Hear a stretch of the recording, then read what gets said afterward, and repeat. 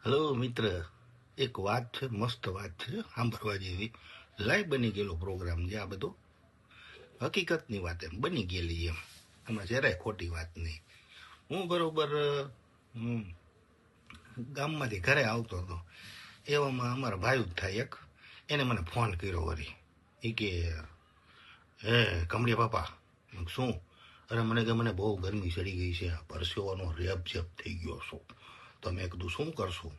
તો મને કે તમે મને ગમે તેમ કરીને પાણીની બોટલ પહોંચાડો, કે ગમે તેમ કરીને ટાઢી હો, એટલે ગરમી ચડી ગઈ ને ગરમી ઉતરી જાય. મેં કાંઈ વાંધો નહીં, મજા કરીને હાલ કીધું હમણાં તને પહોંચાડી દઉં કીધું, બરાબર.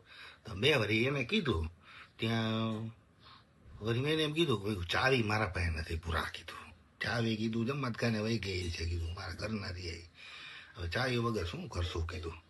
તો વળી મને યાદ આવ્યું, હું આમ જાતો જમાતખાને, મેં બોલાય હું જમાતખાને ગયો જોઈએ, તાળું માર્યું હે. હું ખાને ગયો તો રસ્તામાં વળી ઓલા અનિકભાઈની દુકાન જોઈ ગયો, એનો છોકરો આમથી મેં ઉભો રહે કીધું, અહીંયા કીધું આ પાણીની બોટલ લેતો જા, તારા બાપને દઈ દેજે કીધું, એને ગરમી ચડી જાય ઉતરી જાય કીધું. તો બરોબર એ બાટલી લઈને વયો ગયો, સમજ્યા? તો એ બાટલી લઈને વયો ગયો ને પછી હું જમાતખાનું છૂટ્યું એટલે મેં કીધું લાય હવે આપણે ઘરે જાય કીધું, હવે શું કામ છે કીધું, હવે બાપાની યાર વાતચીત થઈ ગઈ, મજા હજી વેરી ત્યાંથી વળી હું વળી ઘરે આવ્યો. તો ઘરે આવ્યો ને મેં લાઈન પરવેજને પૂછતો જાઉં કેમ છે, શું થયું, ગરમી બરમી ઉતરી કે નહીં, હું એને પૂછવા ગયો.